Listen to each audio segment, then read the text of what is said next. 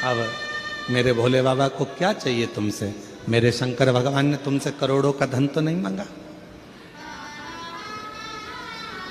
सारे मंदिरों के निर्माण में भी लाखों रुपए लग जाते हैं। भगवान शंकर के अन्य मंदिरों में साज सजाने में लाखों रुपए लग जाते हैं। मंदिर में भगवान को कपड़े पहनाने में लाखों रुपए लग जाते हैं। श्रृंगार करने में लाखों रुपए लग जाते हैं। पर एक देवाधिदेव महादेव शंकर भगवान ऐसे हैं जिनको तुम एक खुले मैदान में पेड़ के नीचे भी ले जाकर शिवलिंग को रख देते हो, समझ लेना कि वो मंदिर का निर्माण हो गया, शंकर वहां पर विराजमान हो गया। शिव को तुम्हारे मंदिर की जरूरत नहीं पड़ती, शंकर को तुम्हारे दिल की जरूरत पड़ती है। शिव को तुम्हारे मन की जरूरत पड़ती है। शिव को तुम्हारे चित्त की जरूरत पड़ती है। और याद रखना, प्रभाव और भाव ये दो शब्द हैं।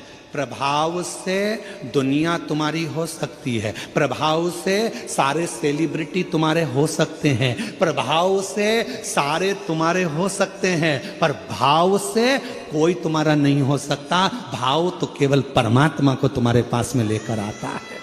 भाव भगवान को तुम्हारे पास में लेकर आता है। प्रभाव चाहे धन का हो, सत्ता का हो, वैभव का हो, कुर्सी का हो, तुम्हारा प्रभाव जितना होगा सब तुम्हारे हो जाएंगे। पैसे वाले भी तुम्हारे हो जाएंगे, करोड़पति भी तुम्हारे हो जाएंगे, सेलिब्रिटी भी तुम्हारे हो जाएंगे, सब तुम्हारे आएंगे। तुम्हारा प्रभाव अर्थात तुम्हारा बल देखकर, तुम्हारा प्रभाव देखकर, प्रभाव देखकर सेलिब्रिटी आ सकते हैं, प्रभाव देखकर धन वाले आ सकते हैं, प्रभाव देखकर दुनिया आ सकती है, पर प्रभाव देखकर कभी मेरा शंकर तुम्हारे पास नहीं आएगा। मेरा शंकर तो केवल तुम्हारे भाव देखकर तुम्हारे पास आता है।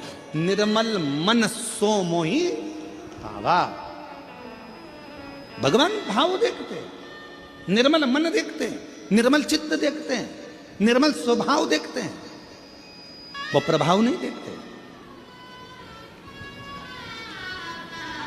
वो प्रभाव नहीं देखता, वो भाव देखता है। कितना भाव था विदुर जी का, कितना भाव था विदुर जी का? दुर्योधन के घर के 56 भोग छोड़ दिए मेरे भगवान ने। कहां गए? जम के बोलो, विदुर जी के घर।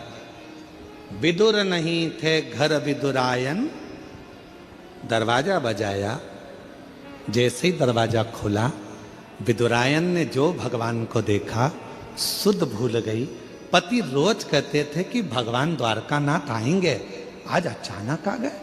अचानक खोल दिया दरवाजा, अंदर प्रवेश। विदुरायन भगवान से बोलती है, मैं तुम्हारे बैठने के लिए पलंग बिछाती हूं। पलंग बिछाया, नया बनवाया था विदुर जी ने भगवान को बिठाने के लिए कि भगवान एक ना एक दिन आएंगे, पर विदुरायन को नहीं समझ में आया कि ये पलंग कौन सा बिछा रही हूं। नया पलंग पास में खड़ा रह गया और जिस पलंग की रस्सी को, निवाड़ को चूहे ने 14 जगह से काट दिया था, जिसकी रस्सी पूरी कटी हुई थी खटिया की, पलंग की, वो पलंग विदुरानी ने बिछा दिया। भगवान से कहती है, भगवान बैठो। भगवान कहने लगे, इस पे बैठूं? हाँ, तुम्हारे लिए नया बनवाया है। भगवान द्वारकानाथ ने सोचा, नया ऐसा है तो पुराना कैसा होगा? अगर नया ऐसा है तो पुराना कैसा होगा? बैठो प्रभु बैठो। भगवान 4 पाटी थी, बीच में रस्सी थी, आसपास लकड़ी थी, उस लकड़ी पर भगवान बैठ गए। विदुरानी बोली, ऐसे नहीं बैठो, अच्छे से बैठो जरा। भगवान जैसे ही अंदर खस के, नीचे की पूरी रस्सी टूट गई, भगवान अंदर फंस गए। पांव उधर, भगवान इधर, बीच में फंसे पड़े। विदुरानी ने पूछा, कैसा लग रहा है? भगवान बोले, ऐसा लग रहा है कि 100 किलो की कपास के गादी पर बैठा हूं। विदुरानी बोली, नया बनवाया है तुम्हारे लिए। भगवान को समझ में आ गया मेरी भक्ति में खो गई है, इसको नहीं मालूम। अब विदुरानी बोली, मैं तुम्हारे लिए खाने का क्या लाऊं? भगवान मन में सोचे, बिठाया ऐसी जगह है तो खिलाएगी क्या? इसलिए भगवान ने कहा, मेरा तो पेट भरा है। विदुरानी बोली, कैसे पेट भरा है? हमारे यहाँ कभी कभी तो आते हो, खा के तो जाना पड़ेगा। विदुरानी गई अंदर, केले उठा लाई 2 दर्जन, बैठ गई भगवान के चरणों में। भगवान कहने लगा, लाओ केला हमको दो, हम खा लेंगे। विदुरानी बोली, काय को दे दो? मैं दूंगी छील के। भगवान को क्या मालूम था कि छिलके ही देगी। केला छीलती जाए, गिरी फेंकती जाए, छिलका भगवान को देती जाए। भगवान बोले ये क्या है? विद्रानी बोली केला। तो भगवान बोले वो नीचे पड़ा वो क्या है? तो क्या छिलका। भगवान बोले तुम्हारे यहाँ उल्टा खाते हैं क्या?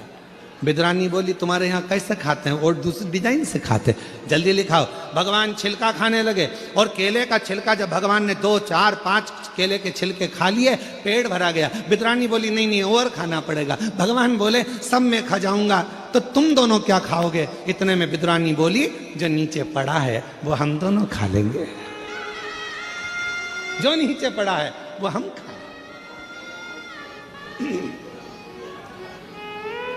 विदुर जी आ गए। विदुर जी ने देखा केले के छिलके भगवान को दे रही है विदुरायन। विदुरायन भूल गई थी, सुध नहीं थी। भगवान अगर प्रभाव देखकर जाते कि कौरव के यहां सत्ता है, कौरव के यहां धन है, कौरव के यहां वैभव है, अगर भगवान चाहते वैभव देखकर प्रभाव देखकर जाते तो कौरवों के यहाँ जाते, दुर्योधन के यहाँ जाते, विदुर जी के यहाँ नहीं आते। कल विदुरानी के यहाँ भाव, सच्ची भक्ति, श्रद्धा, शिव स्वीकार करते, प्रभाव नहीं।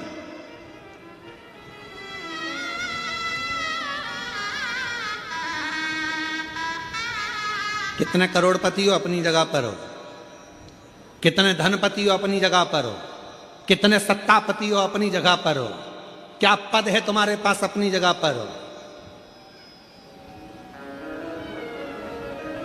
मेरी जीजी, मेरे जीजा, मेरी बेटियों बेटाओं, मेरे बुजुर्ग माँ बाप, याद रखना अपने आप को कभी किसी से हल्का मत समझना, कभी नहीं।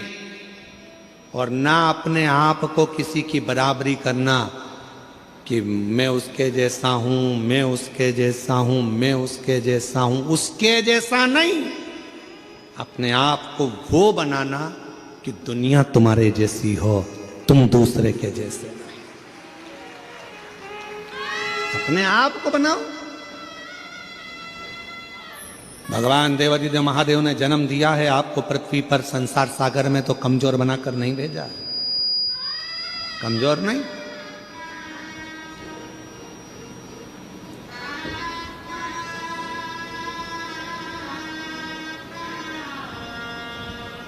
एक पति ने अपनी पत्नी से पूछा कि तू मेरे लिए क्या कर सकती है। पति ने पत्नी से पूछा तू मेरे लिए क्या कर सकती है। पत्नी बोली मैं तुम्हारे लिए पूरी दुनिया से लड़ लूंगी, तुम्हारे लिए मैं पूरी दुनिया से लड़ लूंगी। पति ने फिर कहा मेरे से क्यों लड़ती है,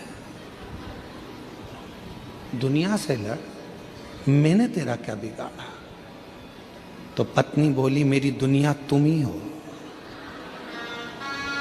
मेरी दुनिया तुम, इसीलिए मैं, बोलो जम के, इसीलिए मैं, अरे बोलो तो, इसीलिए मैं तुमसे लड़ती हूं क्योंकि मेरी दुनिया तुमसे।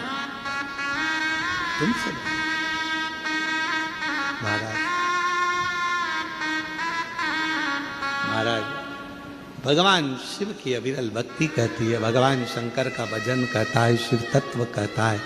शंकर भगवान की अविरल कथा कहती है शिव को तुम प्रभाव से नहीं रिझा सकते, शिव को तुम दिखावे से नहीं रिझा सकते, शिव को तुम ढोंग और ढकोसले से नहीं रिझा सकते, शिव को तुम बहुत बाल बढ़ा लो, चंदन लगा लो, माला पहन लो, कपड़े बदल लो, ये बदल लो, वो बदल लो, कपड़े बदलने से भी शिव नहीं मिल सकता। शंकर भगवान को पाने के लिए कपड़ा बदलने की नहीं, कलेजा बदलने की जरूरत है। शिव तुम्हारे सामने आकर प्रकट हो जाए। माला मत पकड़ो, भले ना पकड़ना हो तो मत पकड़ो, पर अपने मन में सुविचारों को, अच्छी सोच को, अच्छी दृष्टि को पकड़ कर रखो, अच्छी सोच।